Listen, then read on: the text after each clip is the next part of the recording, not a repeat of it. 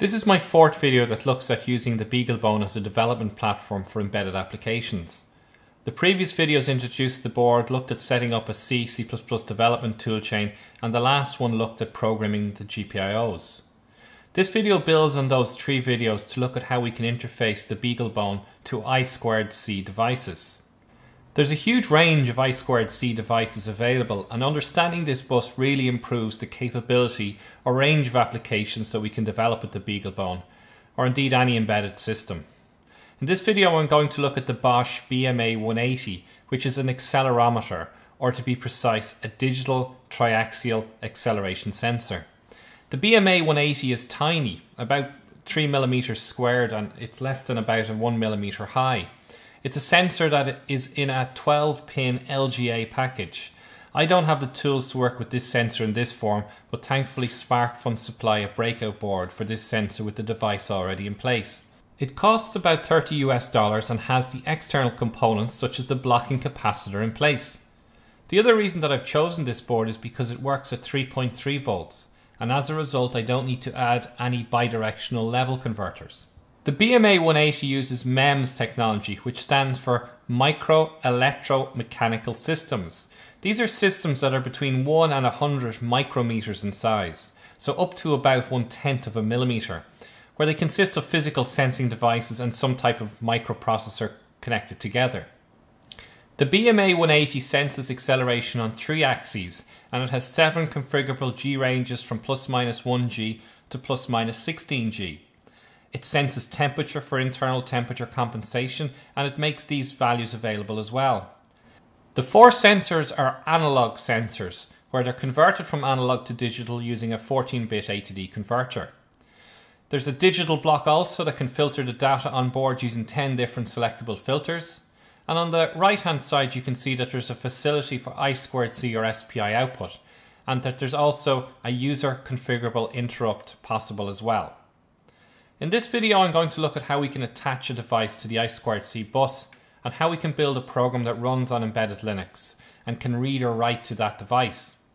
I've built an application using Qt or Qt that runs on my PC, that acts as a server that receives data from the BeagleBone, which is acting as a client machine. The BeagleBone reads the sensor values from the BMA180 registers and packages the values into XML blocks that are sent using network sockets. You can see that even though I'm doing quite a bit of processing, that the response to change on the server side is almost immediate. In this video I'm going to concentrate on the I2C part of this application. I'm going to look at how we can read or write from the I2C bus, and I'm just going to use the BMA180 as an example. So what is the I2C bus? Well, it's a simple bus that was designed by Philips in the 1980s to allow communication between devices on the same PCB. I2C means inter-IC or IIC, so that's where the I2C name comes from. Since the late 90s, the bus has had a high speed of up to 5 megabits per second in ultra-fast mode. The nice features of the I2C bus are: there are only 2 lines required, one for serial data, which is labelled SDA, and one for serial clock, which is labelled SCL. The clock is used for synchronization. Each device can be a master or a slave, where the master generates the clock signal, and so the data rate is quite flexible. A simple master-slave relationship exists at all times. Each device attached to the bus can have a unique address, which is either a 7-bit or a 10-bit number. You'll see later that when we probe the bus for devices, we'll only probe in the range of 00 hex to 0x80 hex, as we're using 7-bit addressing. It is a true multi-master bus, where there are facilities for collision detection and arbitration to prevent data corruption if 2 or more masters simultaneously initiate data transfer. And finally, there is on-chip noise filtering built in. The best source of detailed documentation on the I2C bus is the I2C specification that's available from NXP Semiconductors, which is a company that was founded by Philips. This link is provided in the YouTube video description. Here is a diagram of the configuration that is used in this application. The BeagleBone is the master and the BMA180 is the slave device. The 2 devices share a common ground and a 3.3 volt supply. so there are only 2 wires required for communication. The BeagleBone as master initiates a data transfer, generates the clock signals and terminates the transfer. The BMA 180 as a slave is addressed by the master. Synchronization is the name of the procedure to synchronize the clock signals and the 2 devices using the SCL line. Once synchronized, data can be sent over the SDA line as required. The SDA and SCL are bidirectional lines, which are connected to the positive supply by pull-up resistors. This means that when the bus is free, both lines are high. You can see that the outputs in this figure are open drain. This means that the voltages are not fixed, and so we can mix different logic families and we can add any number of devices. Well, depending on the inherent wire capacitance. This wire capacitance and the termination resistor RP affects the temporal behavior of the signals on SDA and SCL, and ultimately the communication speed. The RP value usually ranges from 1 kilo-ohm to 10 kilo-ohm. Also, the SCL and SDA signals must be sampled by Schmitt trigger inputs to build in some degree of hysteresis. One of the features that is available due to this open drain configuration is clock stretching. A slave device can hold the clock line low after sending or receiving a byte, indicating that it's not ready to process more data. The master cannot finish the transmission of the current bit and must wait until the clock line goes high. If the slave is clock stretching, the clock line will still be low because the connections are open drain. I'm going to wire my circuit in this example as shown in the figure. I'm pulling the power and 3.3 volt supply from the BeagleBone, but after that I only need the serial clock and serial data lines. In this example I'm using the third I2C bus, which is labelled I2C2, and I'm using pins 19, which is I2C2_SCL, and pins 20, which is I2C2_SDA on the P9 header. The wiring of the sensor is then decided from the data sheet. There are 8 inputs where I'm not using the interrupt, so only 7 are connected. These are the supply, ground, SCK, which is the I2C clock, SDI, which is the I2C data line. Then there is a second connection to the supply for VIO and to the CS input to choose I2C instead of SPI. Finally, I have also grounded SDO, which is the last bit of the address. So this sets the address to be 40 hex of this slave device, the BMA 180, rather than 41 hex if I set it high.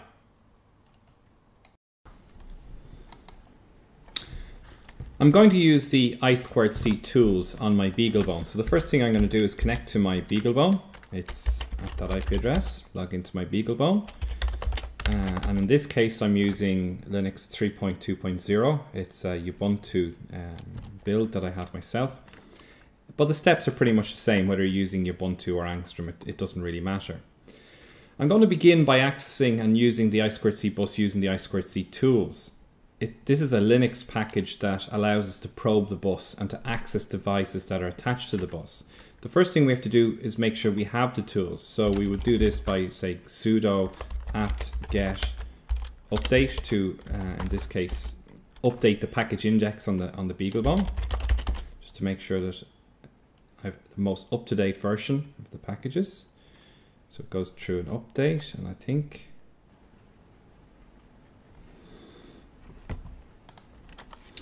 okay, so that's finished.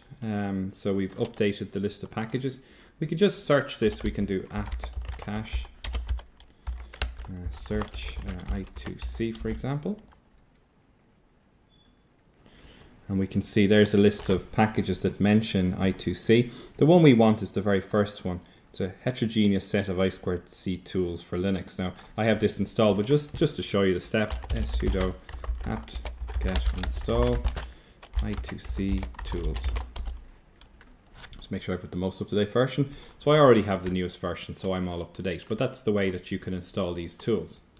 So the first tool that I'm going to use is I2C detect. D-E-T-E-C-T, and you can see that this is the information it gives. It's a Linux user space program to scan an I2C bus for devices. So we can use this by typing I2C detect -L to probe the BeagleBone.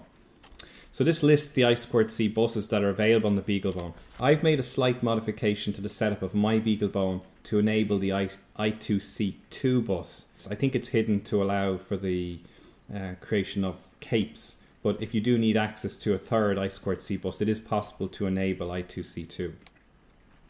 So we can also then find out the functionality of our bus. So we can do something like this. We can say, so we can display the functionalities of each adapter using, say, sudo I2C detect -F. So we'll just detect on this is the first I2C adapter, and we can see, for example, that there's full support for SM bus. Okay, so the I2C bus and SM bus are essentially compatible with each other.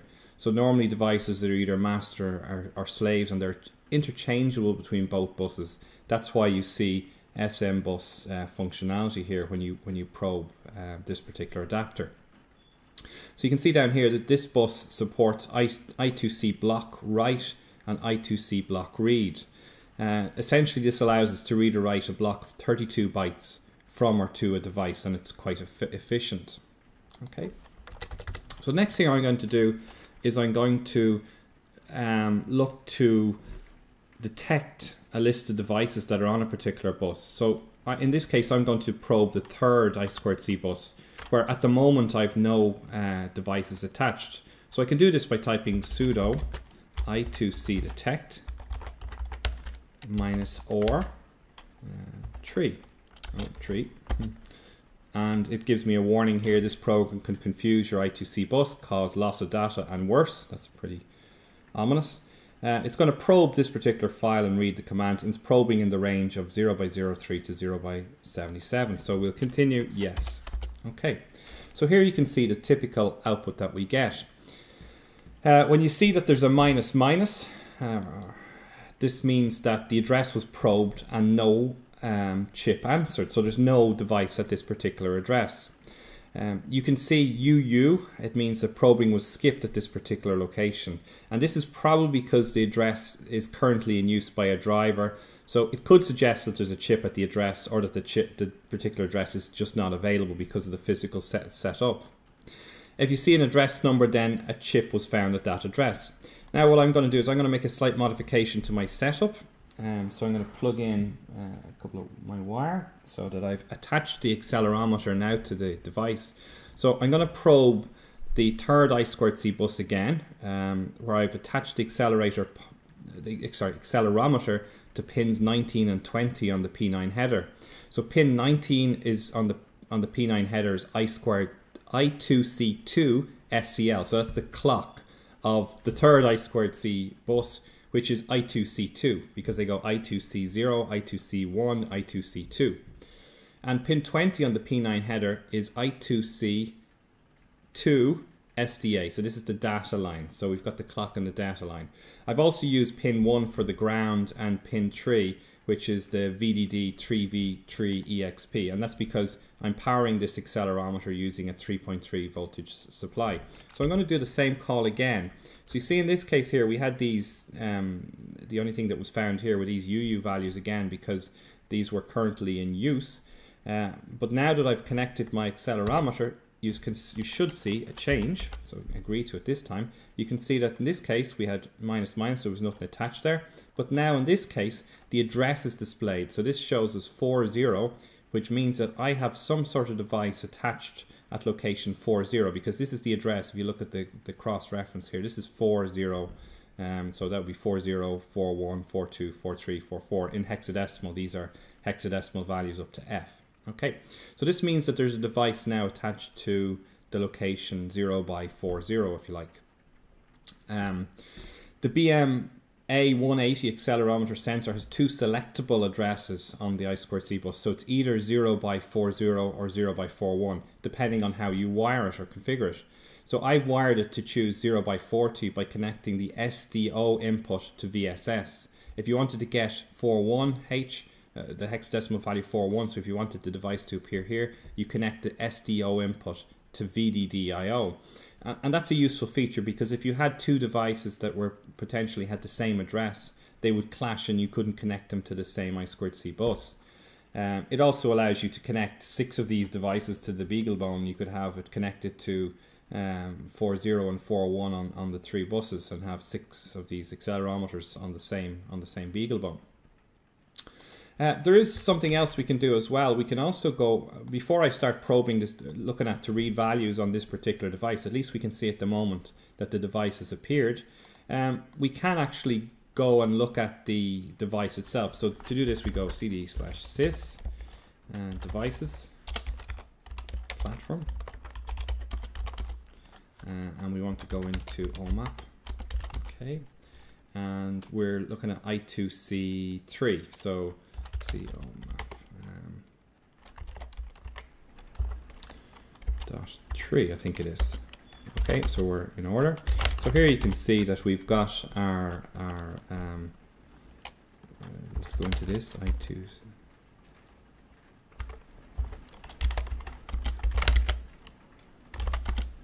Okay, so we're into I2C3, and here you can see that we have the currently connected devices. So this is these were the values that were previously marked with UU, and probing was skipped. So you can see that the values are 0, 0, 54, 55, 56 and 57. I don't know, can I scroll back up? I can't. 54, 5, 6 and 7. So there were the devices that were skipped. So you can see that they're actually they're allocated here in this configuration. It is possible for us to map a device to the BeagleBone, and we could do this if we had to develop a driver, for example.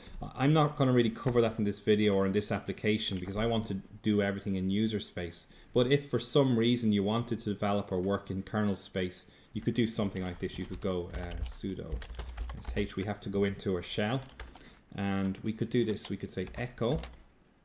I'll just do an ls just to make sure we're all in order. So we've got a call to new device.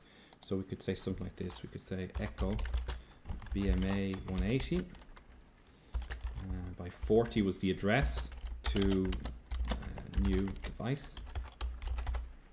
Okay. Type that out. So here we can see now that we've got 3 I2C bus 3 0 0 4 0 is the address. So we can go into this if we like.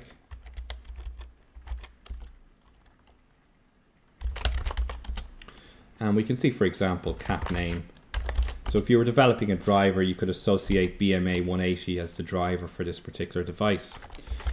We're not going to do this, but I just wanted to show you that it was possible. So I want to delete this device, so we can echo 0 by 40 is the address, to delete device. So delete device is there. I can write to that.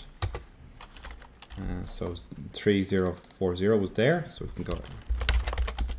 Yeah, so it's gone. So 3040 has gone. So we've deleted that device, just to be clear. And I'm just going to exit from this super user shell just to make it clear that I'm away from that. Okay, so I'm going to cd to my home directory just to be clear that now I'm just continuing to use the I2C tools. So let's look at reading values from the I2C device. So we can do this by typing using I2C dump. Okay, so there's I2C dump. We have to pass it. There's options here. We have to pass it the I2C bus and the address of the device on the I2C bus. So we want to go to bus 3, and the address is 0 by 40. And then we have a choice of how we want to receive the particular block of data. So we can do this by typing, for example, sudo I2C dump 3 0 by 40, and I'm just going to go for default options. Press. Oh, it's going to probe my device, could possibly damage it, so on. Everything's okay. I don't have anything else. I'm not using anything else. So now I've probed the device, and you can see here are the registers on the device. So this is a full data dump from the BMA 180 sensor. Page 21 of the data sheet of the BMA 180 sensor explains what all these addresses, what all these registers are. So you can see, for example, 000, if you look at the data sheet and you look at the value that's here, we get the value 0 by 03, and this is the chip ID of the particular chip, and in this particular location we have the version. So this is chip ID 3 version 14. And they'll say the same every time I probe the device. So if I call the device again, you'll see that those values 3 and 14 have remained exactly the same. The next few registers are the accelerometer X, Y, Z and temperature values. So they're between this location here, so 0, 2 and 0, 8. So they're in pairs, if you like. The first one is the X, the first pair is the X acceleration, the Y acceleration, the Z acceleration, and the temperature. There's an internal temperature compensation, so the temperature value is also made available so that you can read it. You'll notice that that says E1, FA, F1. You'll notice that every time I read it, E1, FA, F1, you'll see that it's changed. EA, F1, 21, so just look, compare. You can see that that has changed. So E1, FA, F1. So you can see that there's changes in the device, at least the value is changing. So something, that's good news, because it means that moving the sensor is having an effect on the value that's been received in the registers. You'll notice that it goes on for quite a bit. You can see between 0, 0, and you'll notice that the upper value here is 7E. Now, if you look at the data sheet, you can see that the registers that are accessible from the device are between 0, 0 and 0 by 5B. So 5B, where's that? 5B, that's the upper bound in terms of the useful registers. There's then reserved information that the sensor uses internally between that location, and I think the upper bound is I think it's 8F. So between there and 8F. So that's all reserved data. I'm sure it's diagnostic data for Bosch when they're debugging or calibrating these ICs. So this is all these registers are accessible directly from user space, and it allows us to configure the device, to choose the ranges for the accelerometer ranging values, the threshold, set up interrupts, read values. There's even space there for storing values. So it's quite a comprehensive data sheet with quite a number of pages.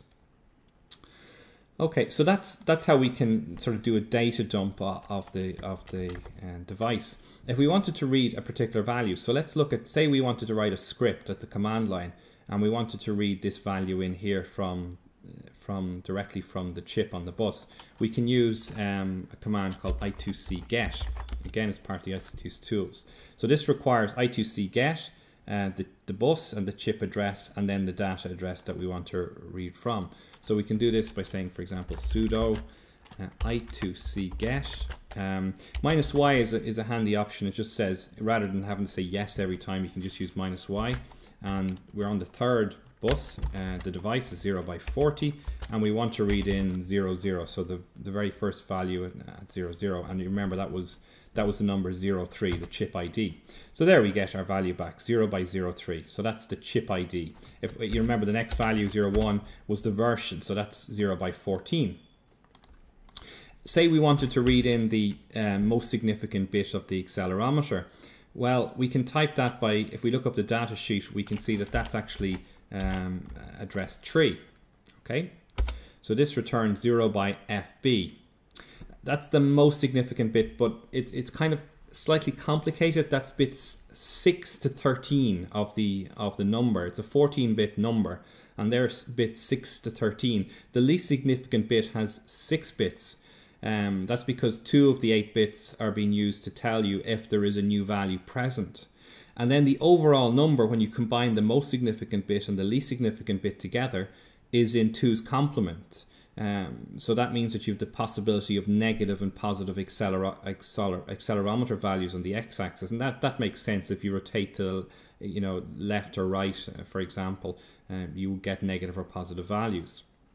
You can also set values on this particular device. You could say, for example, I2C set, I2C set, and this allows you to set a value at a particular address. So for example, you could type I2C set -y, 3 is the bus number, 0 by 40, and then we might want to write the number 255 to the device. I don't want to do this at the moment, so that would write the value 255 to the device at address 0 by 40 on the I2C bus 3. I don't want to do this because the values that you write to set that on the EMA 180 are very carefully constructed. They're either 2's complement values, or some of the bits within a byte mean something different than the other bits. So I'll explain how to do this in the next section when I look at interacting with the I2C device using a C++ application. This is an example of my accelerometer, and I've built an application here just to test this using Qt or Qt. It's the Nokia development platform that sits on top of C++ for Linux, Unix, Mac, everything. It's a great development environment. So I've built an application on my PC for this. Here's my BeagleBone, and I've built an application here that's running on the embedded system that's sending data over the network sockets. So this application simply reads the accelerometer values from the accelerometer and passes them over a network as network data, where the Qt application is reading that data and displaying it.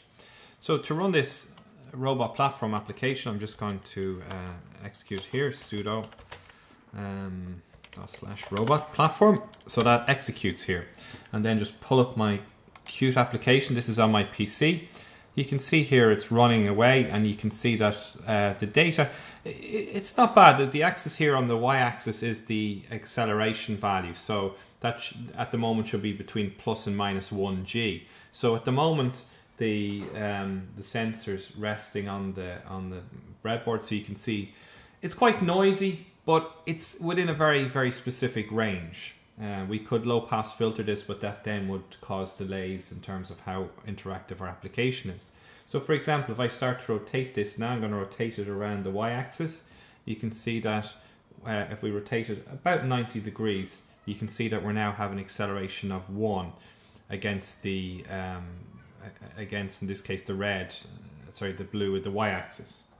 So that's rotate around the y-axis. If I rotate it in the opposite direction, down to 90 degrees in the opposite direction, we have an acceleration value of about -1 around the y-axis. If we rotate in x, you can see we're rotating down.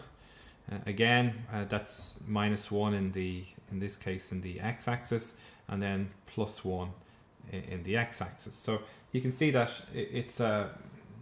it's quite an accurate sensor. It works very quickly. If I give it a shake, you can see it's a very, very quick feedback if I rotate it and move it. And that's even if you consider I'm parsing up the data as an XML stream and sending it over the network. So there's a lot of processing going on, and there's no issue in it handling the load. The next stage, to remove the jitter or the shakiness of the data, will be to integrate, using sensor fusion, a gyroscope, and use the gyroscope to filter the accelerometer data. But this works very well, and you can see the effect here. If I leave it sit for a second, this graph here that I'm using, it's a Qt widget. It's auto ranging, so you'll see that it auto ranges on the y-axis according to the data stream. So again, you can see that the noise is contained within plus minus 0.15 of a G. So it's quite good, and it will be easy to filter this down somewhat. Over here I just have a visualization just to map, so you can see here the rotation is representative of the application. Again, this is a standard OpenGL widget. I'm using OpenGL, which is a 3D rendering engine, and OpenGL is just drawing this and keeping the cogs spinning. The reason for this is I'm just testing that it's threaded. And down here I've got a few sliders, and these are set for plus minus 180 degrees. So you can see as I move them, they're just giving me feedback. At the moment I've turned off the Z, rotation in Z, because rotation in Z is different than what I expected. So rotation in Z is really if you orient the sensor this way and then start rotating, then you're rotating, the Z kicks in and it becomes useful. So it's really if you've changed the frame of reference. Okay, I'm going to run the same application again, and this time I'm going to include the Z-axis. So here you can see, just call up the application. Again, you can see we've the same sort of effects. I've auto ranging set for X and Y, but not for Z. So here the rotation. Let's have a look at rotating again, you can see the rotation in this case I'm rotating around the y-axis, and blue is the y-axis, rotate around z, and you can see we've got full rotation in z, sorry, in x.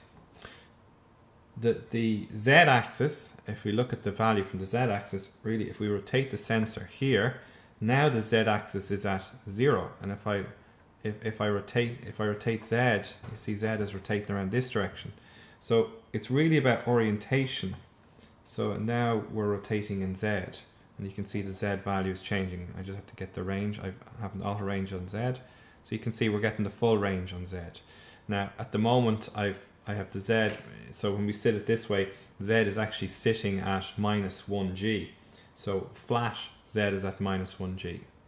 Finally, I just want to show you an example of if you were to, for example, knock the table. So I'm just going to bang the table.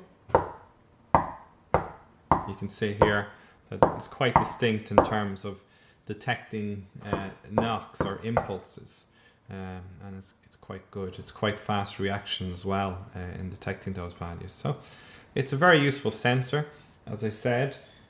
For sensor fusion, there is quite a bit of noise or jitter. It reacts. It doesn't have a sort of accumulated error. So it's, you know, once I rest it back, it goes back to 0.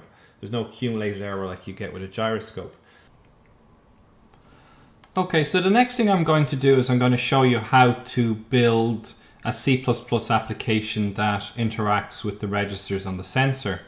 To do this, I have my development environment, which is in a virtual host within my PC, and I'm cross-compiling here directly to my BeagleBone.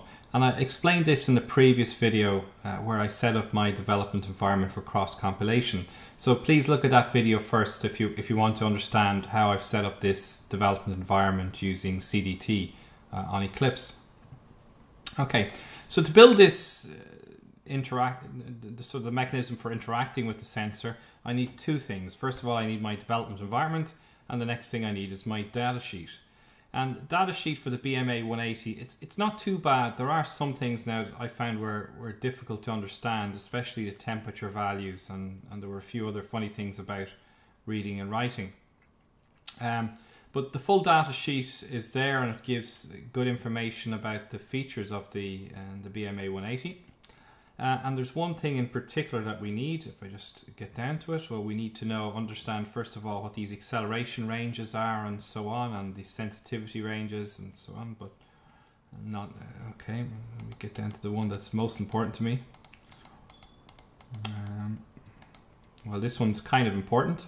This is the set of filters, low G, high G interrupts. I haven't implemented the interrupts, but the one that's most important is this, the global memory map. And this shows the registers in effect, and I'm going to start off by explaining. Let's see if I can get a little bit closer to the ones down at the bottom. I'm going to start off at the bottom, which is where the most important values are. This shows the 8 bits of each byte, and it shows this is our 00 value, 01, 02, and so on. So it shows how these values are laid out, and this is the values I discussed earlier: the chip ID, the version, the acceleration, XLSB, the least significant bit, most significant bit of X, then you've got your Y pair, your Z pair, and the temperature. So there's other values here as well. I have implemented some code to work with some of these registers and actually to write to some of these registers. And I'll make all of this code available and linked from the YouTube video index. Now, it's not perfect. It's only a partial implementation of this sensor, but it should give you an example of how you would implement code to work with any sensor. So this is just an example of a sensor that you might interact with the I2C bus. So I'll just leave that there and go back to my code. So the code itself, now that I've written it, I've tried to design it using C++ to make it as simple as possible to use. So the way that I've done this is I've created a class called BMA 180 accelerometer, and you create an accelerometer object, you pass it the I2C bus, and then its address on the I2C bus. So we're using I2C bus 3, and the device ID is 40 in hexadecimal. Whenever we use 0 by 40 or anything like that in C++ or C. We're talking about a hexadecimal value. Once we do that, I've got certain functions that I've made public from the BMA 180 accelerometer class, and these are get bandwidth, get mode config, get range, get temperature, get acceleration X, get acceleration Y, get acceleration Z, and so on.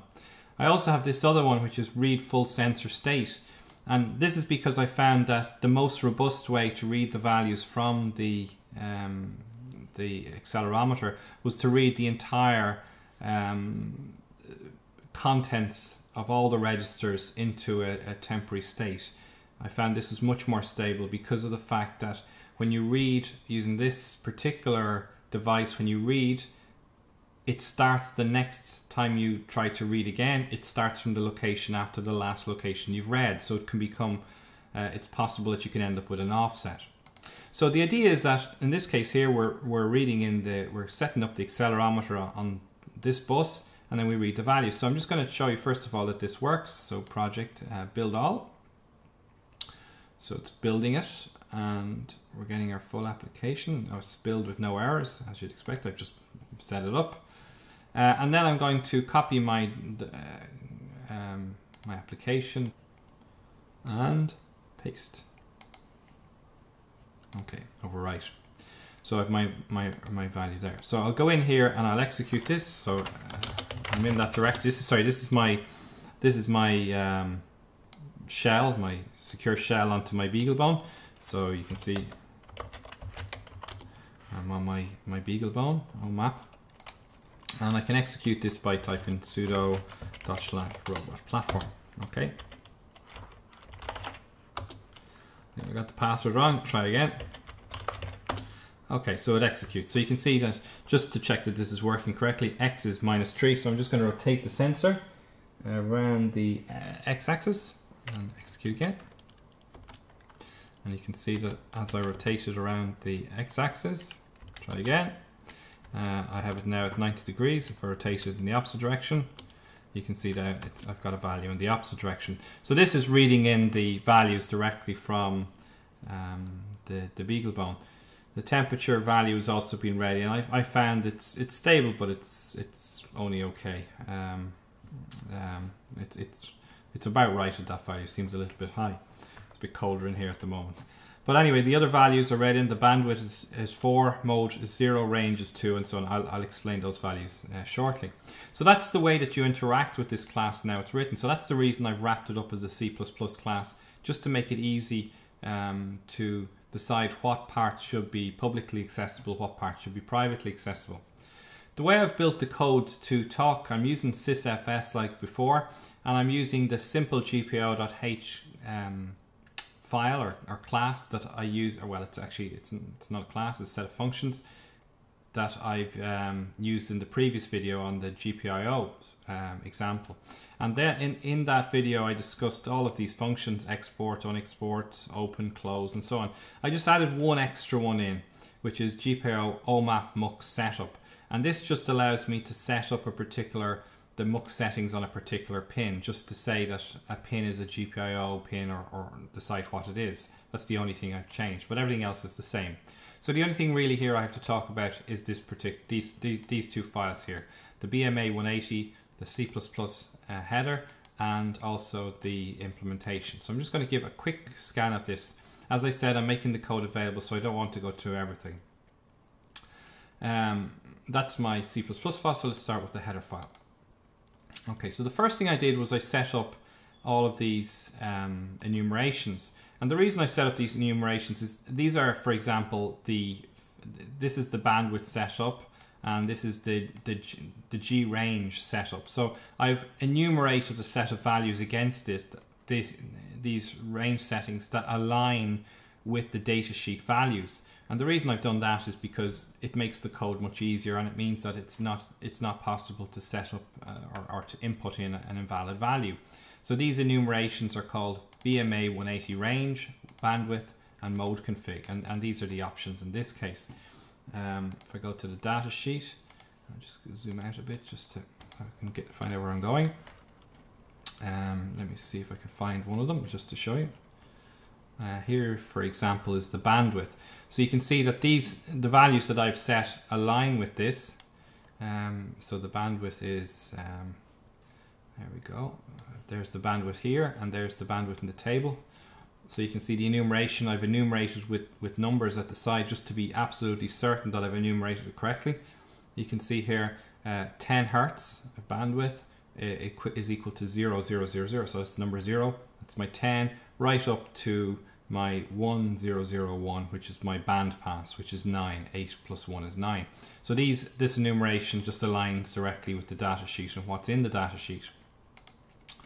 Okay, then down into the rest of my class, I have my acceleration, my temporary values. I've got my temporary values, the private values for all of these states. And I've got functions. Now let me see what's important here. Convert acceleration is important. That's how it takes the most significant bit and the least significant bit and combines it into a single acceleration integral value.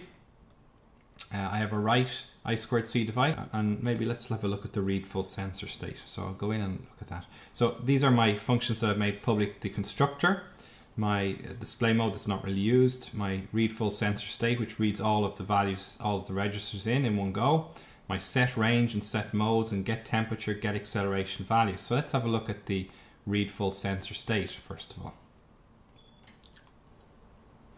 The other thing I have too is here is there is a set of definitions that align with the registers themselves. So I showed you earlier the registers, and we saw that the least significant bit for accelerometer for the X accelerometer is 0, 2, and 3. So these are I've just assigned a set of constants, if you like, against these, so that I can be sure that I'm using them correctly. So here's the constructor of my class. You can see that it simply takes the two values and sets them to the states, and also calls the read full sensor state, which is good to go on to this next. The read full sensor state function takes in and sets up, it sets up the value that we're going to read from, which is we want I squared C3 to come in here. So the 3 comes in as the bus, and it gets sent here so that we open this file read write for read writing at the particular bus. So if we can't open the bus, then we get an error. The next thing we do is we want to actually address the slave device, which is 0 by 40. So the 0 by 40 comes in here, and we use IOCTL to access that. Okay, once we get this in place, I do this thing here which is quite odd, and it's quite a strange thing, but hidden away in the data sheet of the BMA 180, page 59, which is quite a bit in, you need to send the first address in write mode, and then a stop-start bit condition is issued. Data bytes are transferred with automatic address increment. Now I found that to get the most consistent behavior out of this sensor, I was finding I was having problems. I had to actually pretend to write to 0 by 0, 0, which set the counter, the sort of the offset back to 0, 0, and meant that now we can read from that location. If you leave this section out and you have sort of a random reader write, you can end up reading the buffer from one after that random reader write, and that seems to be a feature of this sensor. The number of bytes is the number of bytes we want to read in from the buffer, which is 80 in this case. And we read them all in. If we don't succeed, or we don't get 80 hexadecimal 80 bytes read in, well then we say there's a major problem. Also, I have this secondary check here just to make sure that I have data consistency. Since the if you remember the device ID was 03, if the first byte is not 03, well then I know there's a problem and that I have a major failure, that my BMA 180 has lost synchronization. Assuming that's correct, well then we've got our data stored, and then I just need to call the convert acceleration to turn this these values, the X acceleration, Y acceleration bytes, into 14-bit accelerometer value. Okay, here's my convert acceleration function, which takes the most significant bit and the least significant bit addresses. The first thing we do is we take the most significant bit address, and we go into our data buffer, which is the 128 bytes that were read in from the registers, and we get the one associated with the most significant bit register. This takes this value and we place it into a short, which means it's going to go into a 16-bit value. We shift it left by 8, which puts it into the most significant part.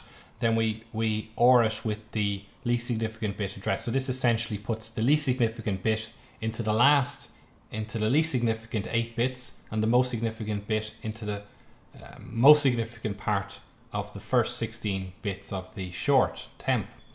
You remember that the last 2 bits of the least significant bit of byte are not used, so we shift the entire number right by 2, and then we what do we do in the end? What did I do this for?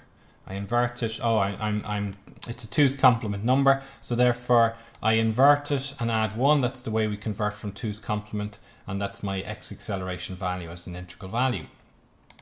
Okay. The other functions are there. You can look at them in detail if you wish. These are for setting or getting the bandwidth, accelerometer values, and so on. Again, I'm not certain that this code is perfect. It's work in progress, but at least if you're working on this sensor or something like it, you can see the way that I've interacted with it. The I2C part was the part where I was interacting like this. So if you want to develop code to access and read the state, use the example that's here that reads in the values from the directly from the I2C bus using this the file open, then the IOCTL, then your read, and then your close the file. To read an individual byte, where have I put it? To read to write to the I2C device, you have the address and the value that you wish to write. We do pretty much the same thing. We open, just as we did before. We set IOCTL, so we can set the I2C address, which is the 0x40, and then we set up a buffer of 2 values. The first value is the address, the second value is the value that we wish to write, and then we call the write to write those values to that location. If it doesn't succeed, failure to write, otherwise we wrote to it correctly.